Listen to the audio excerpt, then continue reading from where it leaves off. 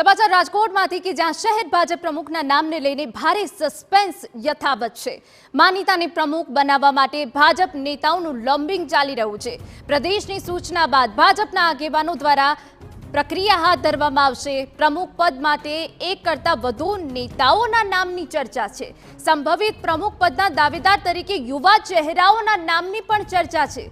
પ્રમુખ પદની ચર્ચામાં વર્તમાન શહેર પ્રમુખ મુકેશ દોશીનું નામ પણ ચર્ચામાં છે, જે રેસમાં આગળ ચાલી રહ્યા છે। પૂર્વ સ્ટેન્ડિંગ કમિટીના ચેરમેન પુષ્કર પટેલના નામની પણ ચર્ચા છે।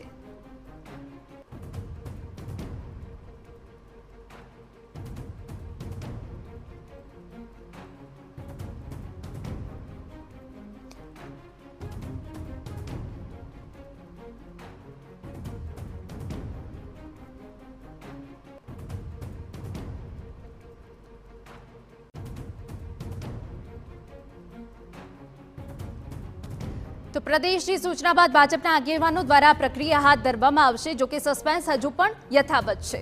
રાજ્યમાં ભારતીય જનતા પાર્ટીના શહેર અને જિલ્લા પ્રમુખોની નિમણૂક માટેની પ્રક્રિયા છે તે હાથ ધરવામાં આવશે। મારી સાથે રાજકોટ શહેર ભાજપ પ્રમુખ મુકેશભાઈ દોશી છે, આપણે તેની સાથે વાત કરીશું। મુકેશભાઈ, કઈ પ્રકારની પ્રક્રિયા રહેશે? રાજકોટમાં કઈ રીતે પ્રક્રિયા હાથ ધરવામાં આવશે? વિશ્વની સૌથી મોટી પાર્ટી ભારતીય જનતા પાર્ટીનું સંગઠન પર્વ 2024 ચાલી રહ્યું છે। રાજકોટ મહાનગરની દ્રષ્ટિએ બૂથવાલીની જે રચના હતી એ રચના પૂર્ણ થયા પછી વોર્ડ પ્રમુખની નિમણૂકની પ્રક્રિયા પર પૂર્ણ થઈ છે અને હવે આજથી શહેર પ્રમુખની ઉમેદવારી પત્રક ભરવાનો આજનો દિવસ છે। ચૂંટણી અધિકારી સમક્ષ કોઈપણ પ્રકારની શ્રેણીનો કાર્યકર્તા પોતાનું ઉમેદવારી પત્રક રજૂ કરી શકે છે।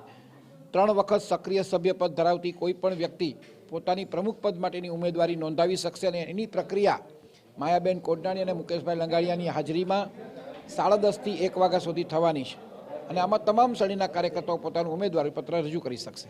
કેટલાક નિયમો છે તે પણ તૈયાર કરવામાં આવે છે, કેટલીક મર્યાદાઓ રાખવામાં છે। કયા પ્રકારના નિયમો મર્યાદાઓ રહેશે? નિયમોમાં ઉંમરને કોઈ બાદ નથી, કોઈ ગુનાહિત પ્રવૃત્તિ સાથે જોડાયેલો કાર્યકર્તા ન હોવો જોઈએ, પાર્ટીમાંથી સસ્પેન્ડ થયેલો ન હોવો જોઈએ અથવા એકથી વધારે પોતાના પરિવારમાંથી કોઈ વ્યક્તિ હોદ્દો ધરાવતો હોય તો પણ ન હોવો જોઈએ। એવી અમુક શરતોને આધીન પોતાનું ઉમેદવારી પત્રક કોઈ પણ ઉમેદવાર રજૂ કરી શકશે। યુવા ચહેરાને સ્થાન મળે। સાથે સાથે મુકેશભાઈ, આપનો ટેન્યુઅર છે તે 1.5 વર્ષનો જ રહ્યો છે। આપ રિપીટ થાવ તેવી પણ ચર્ચાઓ છે તે ચાલી રહી છે, શું કહેશો આને લઈને? ભારતીય જનતા પાર્ટીમાં પાર્ટીનો નિર્ણય દરેક કાર્યકર્તાને શિરોમાન્ય હોય છે। પાર્ટીને જે યોગ્ય લાગશે એ કાર્યકર્તાની નિમણૂક થશે અને એ દરેકને શિરોમાન્ય રહેશે અને એને સ્વીકારવાનો રહેશે। દરેક કાર્યકર્તા પોતાની ઉમેદવારી નોંધાવી શકશે? પ્રત્યેક કાર્યકર્તાનો ઉમેદવારી પત્રક રજૂ કરવાનો અધિકાર હોય છે, કારણ કે વર્ષોથી સમર્પિત કાર્યકર્તાની દ્રષ્ટિએ કામ કરતો હોય છે, એટલે એનો અધિકાર હોય છે। સ્પષ્ટપણે તો આ હતા રાજકોટ શહેર ભાજપ પ્રમુખ મુકેશ દોશી, કે જેઓ સ્પષ્ટપણે કહી રહ્યા છે કે જે પ્રદેશ ભાજપ દ્વારા જે કેટલાક નિયમો છે તે તૈયાર કરવામાં છે તેના આધીન કોઈ પણ કાર્યકર્તા છે તે પોતાની ઉમેદવારી છે તે નોંધાવી શકશે। 10:30 વાગ્યાથી 2 વાગ્યા સુધી આ ઉમેદવારી છે તે નોંધાવી શકશે ને ત્યારબાદ પ્રદેશ ભાજપ છે તે આ સમગ્ર મામલે નિર્ણય લેશે। કેમેરા પર્સન ભાવેશ લશ્કરી સાથે મોહિત ભટ્ટ, TV9 રાજકોટ। તો આખરે કોણ બનશે શહેર પ્રમુખ, તેને લઈને અનેક નામ હાલ ચર્ચામાં છે। સંભવિત પ્રમુખ પદના દાવેદાર તરીકે યુવા ચહેરાના નામોની પણ ચર્ચા છે। એ સિવાય પ્રમુખ પદની ચર્ચામાં વર્તમાન શહેર પ્રમુખ મુકેશ દોશીનું નામ પણ ચર્ચામાં છે। તો આપને જણાવી દઈએ કે જ્યાં પૂર્વ સ્ટેન્ડિંગ કમિટીના ચેરમેન પુષ્કર પટેલના નામની પણ ચર્ચા છે અને આજે દાવેદારો અમે આપની ટીવી સ્ક્રીન પર બતાવી રહ્યા છે કે જેઓના નામ હાલ ચર્ચામાં ચાલી રહ્યા છે। મુકેશ દોશી વર્તમાન પ્રમુખ છે, પુષ્કર પટેલ પૂર્વ સ્ટેન્ડિંગ કમિટી ચેરમેન છે જેમનું નામ ચર્ચામાં છે, માધવ દવે શહેર ભાજપ મહામંત્રી છે તેમનું નામ પણ ચર્ચામાં છે, કશ્યપ શુક્લ બ્રહ્મ સમાજનું મોટું માથું છે।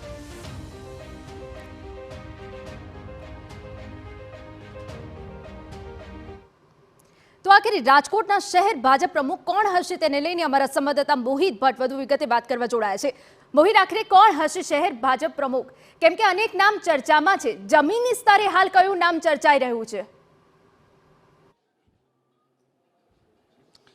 જ્યારે ભારતીય જનતા પાર્ટીમાં કોઈ સંગઠનમાં કોઈ હોદ્દો આપવાની વાત હોય ત્યારે જાતિગત સમીકરણ છે તેને પ્રાધાન્ય આપવામાં આવતું હોય છે। ખાસ કરીને જે એવી જ્ઞાતિઓ છે તેને પ્રાધાન્ય આપવામાં આવતું હોય છે કે જેઓ જે ચૂંટણીમાં તેમની સંખ્યાની દ્રષ્ટિએ તેઓને ઉમેદવારી ન કરાવી શકતી હોય તેવા જે સક્ષમ ઉમેદવારો છે તેમને સંગઠનમાં સ્થાન છે તે આપવામાં આવતું હોય તેવી રીતનું ગણિત છે તે જોવામાં આવતું હોય છે. જો રાજકોટ શહેર ભાજપ પ્રમુખની વાત કરવામાં આવે તો રાજકોટ શહેર ભાજપ પ્રમુખ તરીકેની જે ફોર્મ ભરવાની પ્રક્રિયા છે તે હવે ટૂંક સમયમાં જ શરૂ થવાની છે.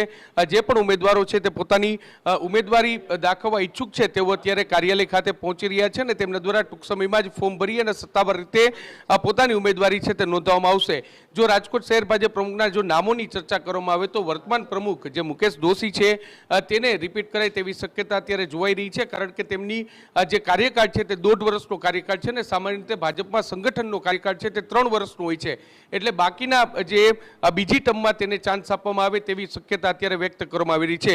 આ ઉપરાંત બીજા પણ અન્ય જે નામો છે તે ચર્ચા છે, જેમાં પાટીદાર સમાજમાંથી જે પુષ્કર પટેલ છે તેનું નામ છે તે પણ ચર્ચામાં છે. આ ઉપરાંત જે ભાજપના જે મહામંત્રીઓ છે તેમના પણ નામ છે જે ચર્ચામાં છે, જેમાં જે માધવ દવે છે, આ ઉપરાંત જે અશ્વિન મોલિયા છે, વિરેન્દ્રસિંહ ઝાલા છે, આ તમામ જે આગેવાનો છે તેમના દ્વારા પણ પોતાની દાવેદારી છે તે કરવામાં આવશે. એક સિનિયર આગેવાન તરીકે કશ્યપ શુક્લ છે તેનું નામ પણ ચર્ચામાં છે. આ ઉપરાંત જે રાજકોટ મહાનગરપાલિકાના પૂર્વ મેયર પ્રદીપ ડવ છે તેનું નામ પણ ચર્ચામાં છે. 2 વાગ્યા સુધી આ જે ઉમેદવારી ફોર્મ ભરવાની પ્રક્રિયા છે તે ચાલુ રહેવાની છે અને 2 વાગ્યા સુધી જે તમામ જે ભાજપના જે 7 જેટલા ક્રાઇટેરિયા નક્કી કરવામાં આવ્યા છે તે ક્રાઇટેરિયામાં જે વ્યક્તિ છે તે હોઈ શકે તેવા તમામ જે ઉમેદવારો છે તે પોતાની ઉમેદવારી છે તે નોંધાવી શકશે અને ત્યારબાદ પ્રદેશ ભાજપ છે તે આ સમગ્ર મામલે પોતાનો નિર્ણય છે તે લેશે. અલગ અલગ સમાજ છે તેમના દ્વારા પોતાનું લોબિંગ છે તે પણ શરૂ કરવામાં આવ્યું છે, કારણ કે ભાજપમાં